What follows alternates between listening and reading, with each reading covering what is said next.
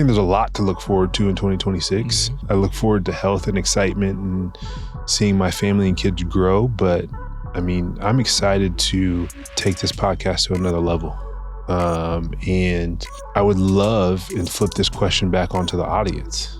Tell me what you guys want to see. Yeah. Who should I be talking to?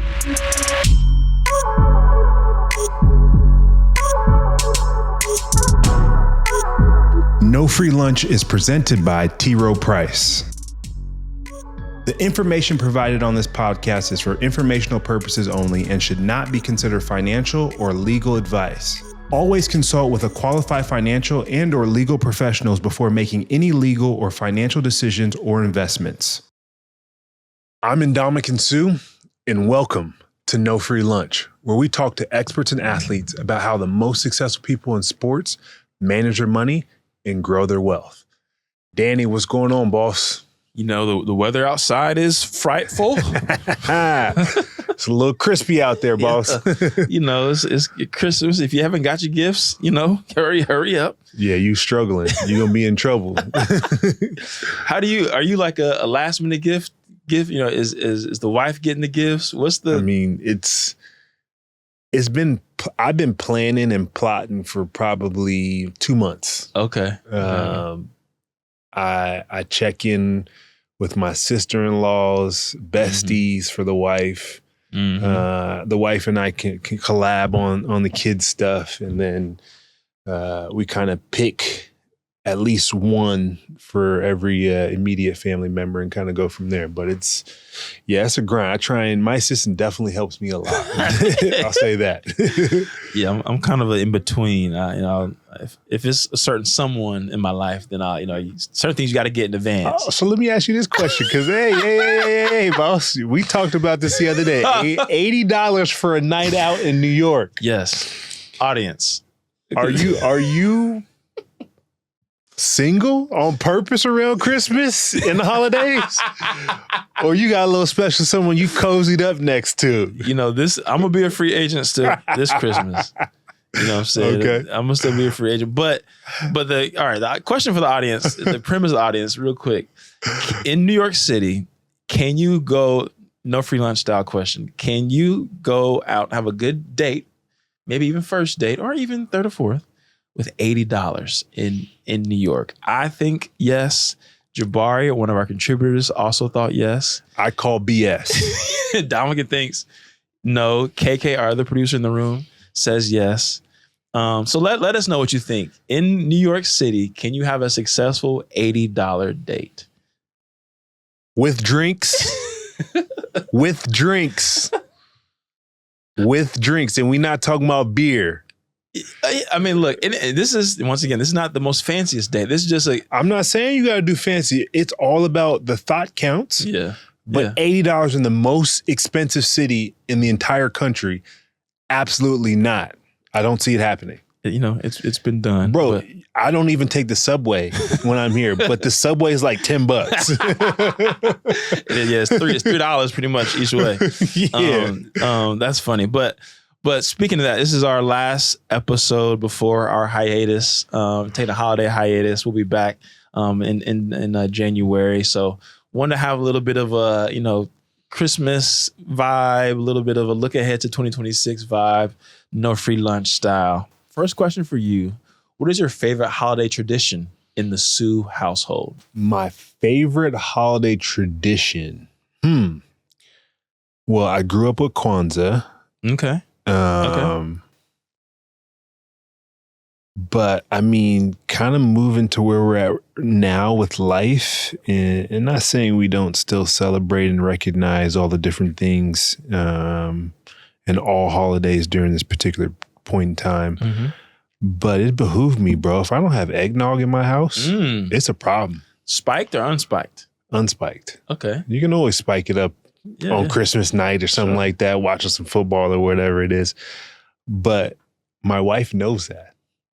And it wasn't even a day. No, it's 2 days after Thanksgiving. My wife brought eggnog into the house. Oh, okay. And I am so excited to get back to it. It's crazy. Like, eggnog is a classic. is there a specific, you don't have to say the brand if you don't want, is there a specific kind or type that you like, or you just kind of all eggnog is equal? I think as we've elevated in life, the eggnog quality has continued to rise. Okay. So I don't have a specific brand, but it's just got to be that rich, heavy, deep eggnog. Okay. So I'm lactose intolerant, so I'll let y'all have. I mean, most of us are. You gotta stay home. I'm gonna stay home.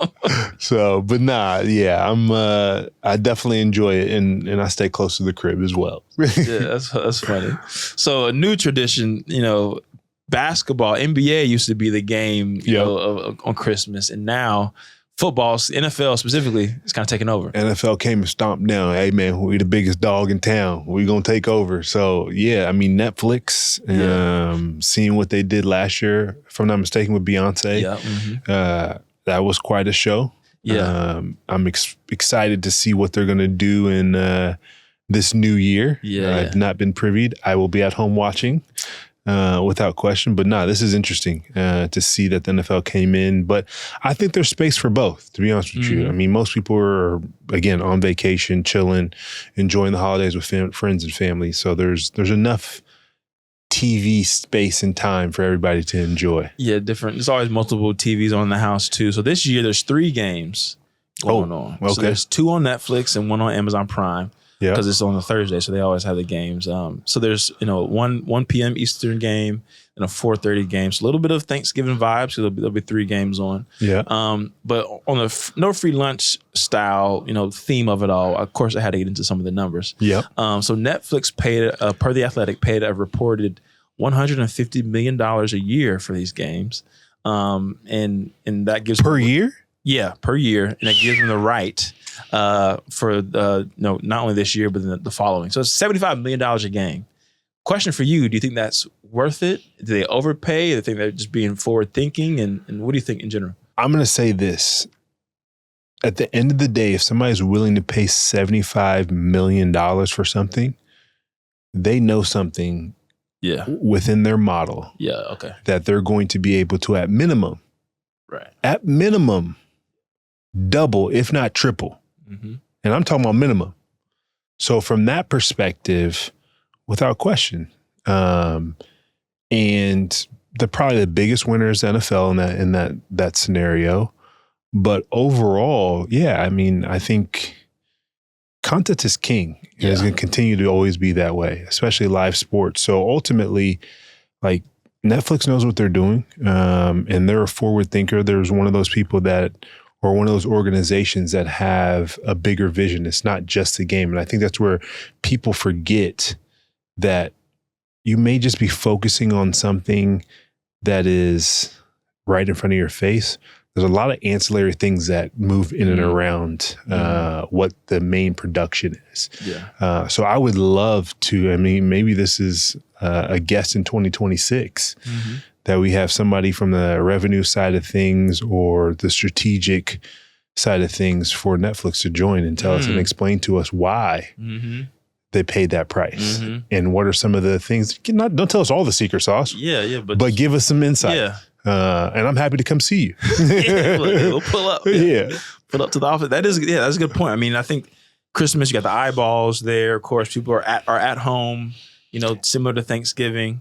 So you got Thanksgiving, right? You got Christmas. Those are replications of the Super Bowl. More or less. Yeah. In a lot of ways. Yeah. So to have 2 of those games, you have all those eyes, ads, like all these different things that you're doing in and around it. So that's like one small low-hanging fruit thing that I'm thinking of from why they see that value, because they've probably, from an ad perspective, made $100 million. Right, low key, yeah. Or $150 million. Yeah. Pre-sold all those different things. Like, how are they recouping those dollars? They spent that to, again, at minimum 2 or 3 times that investment. And you think about it more so than, some of the legacy channels have streamers now, but Netflix still has the subscriptions. Yeah. So there might be a little small uptick in people, now I got to get Netflix because the games are, even if it's the ad tier or whatever tier, that's still, revenue coming in, and they have this bucket of money that they can still play with on an annual basis or monthly basis, whatever, because they got the dollars coming in. Yeah. Curious though, the predictions for the games. Okay. Predictions. So, I like this. What are we going with? So first game, 1 p.m., Cowboys versus the Commanders. Cowboys destroy them. No question.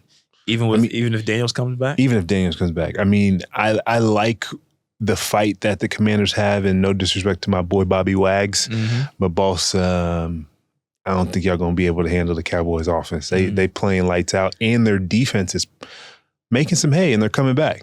That might be one of the best mid-season trades. I mean, early season and mid-season by Jerry. Jerry did his thing the last 2 trades. Clark. Yeah. And then Quinn Williams. That's and it's showing up in the play, which is what matters. Right. People were killing Jerry, and I'm wondering how, when it's all said and done this season, what this season will mean to Jerry's legacy. Because going into the season with Micah, people were like, yo, we got to get him out. It's about time. I mean, legacy's he's got a massive legacy. He got chips and all stuff. Sure. So I understand that in the perspective that you're putting out there. But he had to make that decision. It was too far gone. Sure. There was no way coming back. He would have had to, low-key, in my opinion, bend over backwards to get him back into that building. And there's no way he was doing that.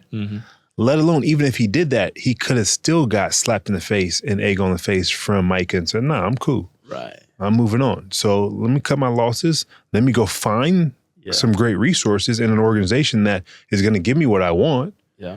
And I got some good chips to move around with as well later on in the next draft. Yeah. Yeah. And they got Wilson from the Bengals too. So,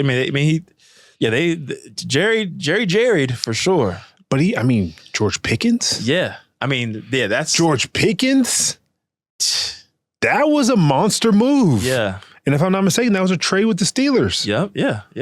It was like a 3-way trade: Steelers, Seattle, and Cowboys. Yeah. Because I think the Steelers got Metcalf. DK Metcalf. Yeah. And he's not a bust, but he's a bust for this year so far. No, Jerry, this is a really interesting year for the Cowboys. I'm sure the fans are somewhere, doing jumping jacks, whatever, listening to this. But the midseason moves that Jerry made, that was masterful. Next game, 4:30, Lions at Vikings.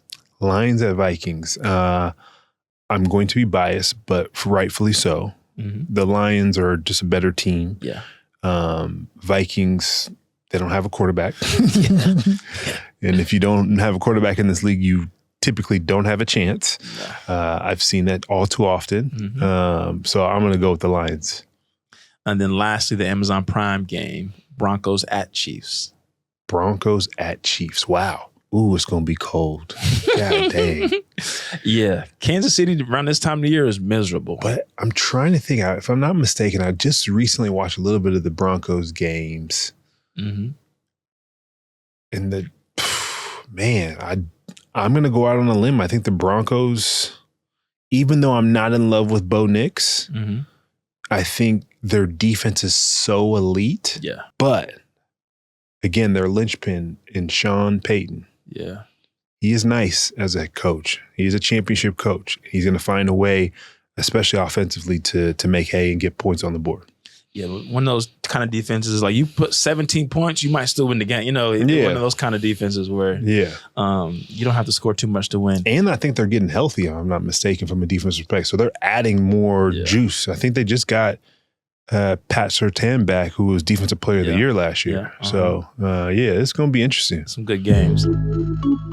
At T. Rowe Price, their experience helps them see investment potential differently. Instead of quick answers, they know that what really leads to confident investing is true curiosity, which is why they ask smart questions, just like us. Like how healthcare innovation creates a healthier world, or how will AI be a part of a new tomorrow? Great questions for a deep dive. At T. Rowe Price, their curiosity runs deep so you can invest more confidently. Better questions, better outcomes. T. Rowe Price. Learn more at troprice.com/curiosity. So shifting gears back to business in 2026. you're investing on all over the place. In the last episode, you're talking about setting the foundation. What's something that you'd love to double down into in 2026 when it comes to business? Is there a certain space or company or kind of thing that you're looking into? I think a big thing that I'm doubling down on, and I was just talking to my buddy about this, is cash flow. Okay. I mean, I think for me, businesses that are cash flowing and actually spitting off positive EBITDA is a big focus for me in 25, but also an even bigger focus in 26. And it's not so much because of the need of cash flow, because thank God, been in a great situation and got a great job with the New York Times Athletic. But ultimately, when I look at Warren Buffett and Dan Gilbert and Stephen Ross and some of these great mentors that I've been able to be in and around, they have cash cows that feed things and feed their other endeavors. It's creating those consistent cash flow income producing streams that feed your other curiosities and wants to invest into, versus caking out of your own piggy bank. Right. I'm curious how that looks in execution. Is it like, because sometimes I feel like in business, the cooler, sexy thing feels cool and sexy, but sometimes the simple things can bring you the bread back. Is that how you're looking at it? Or is that for reality? Sure. Yeah. No question. I mean, I think when people talk about affordability in housing and right, yeah, so I'm thinking about like all these different particular pieces, they don't realize how long.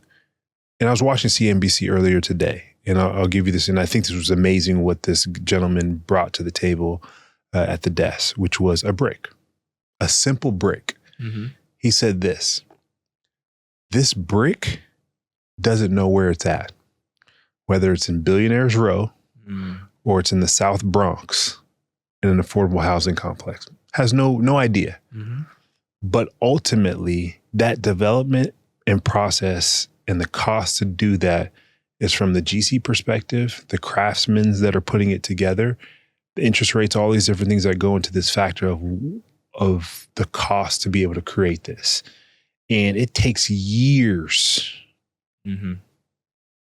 let alone months, years to create these projects. Entitlement, permits, actual creating the infrastructure, and then the lease up, if it's a rental perspective. Like, it's so much time, energy, but it's boring. But if you do it right and you do it conservatively, you usually win. Right. And the one thing about real estate, if you can go up and down with these cycles and be fine within those cycles, that cash flow is king. Yeah. Make bricks. Yes. Yes. Make bricks. Not those bricks. Yeah. Bricks. Yeah. Red clay bricks. Yeah. I love that. I've never heard of that, but that's a brilliant kind of way to look at it. Yeah. It's not the sexiest, but it's needed. And then they also say in real estate, location, location, location. I love that. I think in a time where everything is invest in the thing and AI and those things are important and they're gonna be long lasting. Yeah, but and AI is real, right? Without question. I think it's been real for a decade plus. It's not going anywhere. Yeah, but also understanding if you don't have bricks for AI to live within. Yeah, it's not thin air. It has to live. It's not possible. Yeah, exactly. AKA energy. Yes. AKA sources where you can pull the energy to do the computing. Like, it's all intertwined. Yeah. We were at a different thing. You were talking about how one deal informed you to invest in another deal. And it's like, it's on paper, this feels, why would you do this? But taking a step back to understand what company leverages a different technology or infrastructure to make it happen, I think is a smart way to look at it. For sure. Last question I have, for our audience, we're taking this break. We'll be back here in January. What's something that they should look forward to in 2026? And then how can they keep up with Ndamukong Suh during the holidays? Keeping up with me in the holidays is going to be very difficult. Okay. Zero dark 30 vibe. Yeah, I call it. I go off the grid. Okay. And made a promise to my wife that I would sit still. Sure. Which is tough. Mm-hmm. But I'm gonna do it. And so it'll be very tough, but social. Okay. I'll be around. Yeah. I'll be around. You can catch me at some quick glimpses here and there. Might catch me at some games. Yeah. But that's about the most of what you're going to see from that standpoint. And then what do I look forward in 2026 the most? It's an interesting question. I think there's a lot to look forward to in 2026. Mm-hmm. Health is, I look forward to health and excitement and seeing my family and kids grow. But I mean, I'm excited to take this podcast to another level. And I would love and flip this question back onto the audience. Yeah. Tell me what you guys want to see. Yeah. Who should I be talking to? Yeah. I have a lot of ideas, which will flush out in this hiatus to some extent. Mm-hmm. But I would love to see a list of 5 to 10 people that you guys would be dying for me to interview and have a conversation with. Yeah, make my job easier. No, but I think that's real. I think we've gotten feedback from you, former teammates, friends hit me up. I think, even time we're in different places, people, I love this episode. This thing was cool. I've had, friends, even other stand-up people be like, I didn't realize you produced that thing. I love the episode with so-and-so. So I would love, for y'all to let us know, whether it be athletes or people adjacent to sports or business disruptors. I think, would be helpful to hear that. And it's interesting though you say that though, because I've had people as far as Australia reach out to me to do some stuff on the podcast, as well as former teammates from collegiate side, as well as from the pro side. Yeah. And one of my close buddies in the Pacific Northwest was like, man, this is the first time I ever had to reach out to somebody to get on their podcast. And you my dog. Like, well, why you holding out? And I was like, so, hey, bro, pull up. We'll get it done in 26. Yeah, I got you. It's a long season. We're only halfway in. We got to spit it out. It's been a lot of excitement. I'm loving this, and I'm excited for the future and what we're building. Me too, man. Me too. It's time for the Confidently Curious question, where we ask questions that are one step ahead. Sponsored by Piro, where they believe that asking better questions can lead to better outcomes. What was your first real estate investment? How much did it cost? And what did you do with it? So I would say at least 15 years ago was my first investment, if not a little bit longer. And if I truthfully think about it, I was very, very blessed. There was a guy named Gary S. I'm going to leave his last name out of it. If you know me well enough, you'll know who he is. But we did a real estate project together, and he 1,000% backed me because he wanted to teach me the ropes of what it was like to invest in real estate and the process of how to go through it and how to be a good partner.